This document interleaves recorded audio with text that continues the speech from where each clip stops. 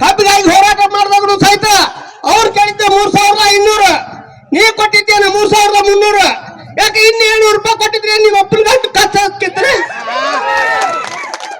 ಸರ್ಕಾರದಿಂದ ಬರೀ ನಿನ್ನ ಮನೆ ನವೀಕರಣ ಮಾಡಕ 3 ಕೋಟಿ ರೂಪಾಯಿ ತಗೊಂತಿದ್ವಿ. ತಿಂಗಳಿಗೆ ಭತ್ತೆ 2.5 ಲಕ್ಷ ತಗೊಂತಿದ್ವಿ. ಮತ್ತೆ ಡಿಎ ಖಾರಿ ಚಾರ್ಜ್ ಹಿಂದೆ ಗನ್ಮೇಲಿಂದ ಎಲ್ಲ ಖರ್ಚು ಸರ್ಕಾರದ ಮೇಲೆ ಹಾಕ್ತಿದ್ವಿ. ದುಡಿದಿಟ್ಟಿದ್ವಿ ಅಲ್ಲಿದೆ. ಇವತ್ತು ರೈತ ದುಡಿದು ಕೇಳ್ತಾ ನೋಡಿನ ನಾವು ಬೆಳೆಯುವಂತ ಬೆಳೆಗೆ ಬೆಂಬಲ ಬೆಲೆ ಕೊಡೋ ಅಂತ ಕೇಳ್ತೀವಿ. ಏನ್ ನಿನ್ನ ಮನೆಯಿಂದ ಕೊಡಂಗಿಲ್ಲ. ಇವತ್ತು ಯಾವ್ದೋ ಒಂದು ಮಾರ್ಕೆಟ್ ಒಂದು ವಸ್ತು ತಗೋಬೇಕಂತಂದ್ರ ಅದಕ್ಕೊಂದು ಬೆಲೆ ನಿಗದಿ ಮಾಡ್ರಿ. ಆ ರೈತ ಬೆಳೆದಿದ್ದಕ್ಕೆ ಯಾಕೆ ನಿಗದಿ ಮಾಡಿಲ್ಲ?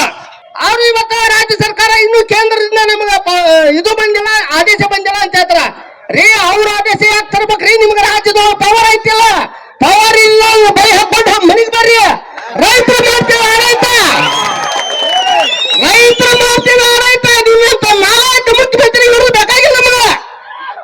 ಯಾಕಂದ್ರೆ ಹಿಂದೆ ದೇಶ ಯಡಿಯೂರಪ್ಪನವರು 4,000 ರೂಪಾಯಿ ವರ್ಷಕ್ಕೆ ರೈತರಿಗೆ ಕಿಸಾನ್ ಯೋಜನೆ ಕೊಡುವುದನ್ನು ಕ್ಯಾನ್ಸಲ್ ಮಾಡಿದ್ವಿ. 6,000 ರೂಪಾಯಿ ಮೋದಿ ಸರ 4,000 ರೂಪಾಯಿ ಯಡಿಯೂರಪ್ಪನವರು ಮಾಡಿದ್ರು. ಅದನ್ನು ಕೊಡುವುದನ್ನು ಬಂದ್ ಮಾಡಿದಂತ ಸಿದ್ದರಾಮಯ್ಯ.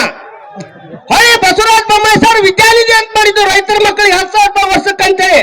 ಅದನ್ನು ಕ್ಯಾನ್ಸಲ್ ಮಾಡಿದ್ವಿ. ಇವತ್ತು ರೈತರೆಲ್ಲ ತಿಂತೀವಿ, ಅಟ್ಕೆ ತಿಂತೀನಿ. ಕರ್ನಾಟಕ ರಾಜ್ಯ ರೈತ ಸಂಘ ತಾಲೂಕು ಘಟಕ ಮುಂಡ್ರಿ ವತಿಯಿಂದ ಮೆಕ್ಕೆಜೋಳ, ಉಳ್ಳಾಗಡ್ಡಿ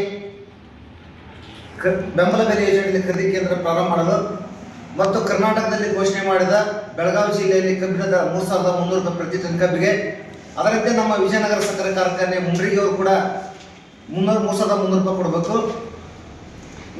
ರೈತರ ಒತ್ತಾಯಗಳು ಮೆಕ್ಕೆಜೋಳ, ಉಳ್ಳಾಗಡ್ಡಿ, ಶೇಂಗಾ, ತೊಗರಿ, ಭತ್ತ ಈ ಎಲ್ಲ ಖರೀದಿ ಕೇಂದ್ರವನ್ನು ಶೀಘ್ರ ತೆರೀಬೇಕು ಮತ್ತು ಕಾಯಂ ತೆರೀಬೇಕು. ನಮ್ದು ಮೆಕ್ಕೆಜೋಳ, ಉಳ್ಳಾಗಡ್ಡಿ ಬಂದರೂ ಈಗ ಒಂದು ಪ್ಯಾಕೆಟ್ಗೆ ಮೆಕ್ಕೆಜೋಳಕ್ಕೆ 2,000 ರೂಪಾಯಿ ದರ ಕೊಟ್ಟು ತಗೊಂಡು ನಾವು ಒಂದು ಪ್ಯಾಕೆಟ್ಗೆ 5 kg 3.5 kg ಪ್ಯಾಕೆಟ್. ಇಲ್ಲಿ ಒಂದು ಕ್ವಿಂಟಲ್ಗೆ 12 ರೂಪಾಯಿ ನಾವು ಮಾರಾಕತ್ತೀವಿ ರೈತರು. ಇಂಥ ಪರಿಸ್ಥಿತಿ ನಮ್ಮ ತಲುಪೈತಿ. ಹೋದ ವರ್ಷ 28 ರೂಪಾಯಿ ನಮ್ಮ ಮೆಕ್ಕೆಜೋಳ ಮಾರೀವಿ. ಈ ಸರ್ತ ನಮ್ಮ 12 ರೂಪಾಯಿ ಒಂದು ಕ್ವಿಂಟಲ್ ಮಾರಾಕತ್ತೀವಿ. ಒಂದು ಚಪ್ಪಲಿಗೆ ರೇಟ್ ದರ ಐತಿ ನಮ್ಮ ರೈತರು.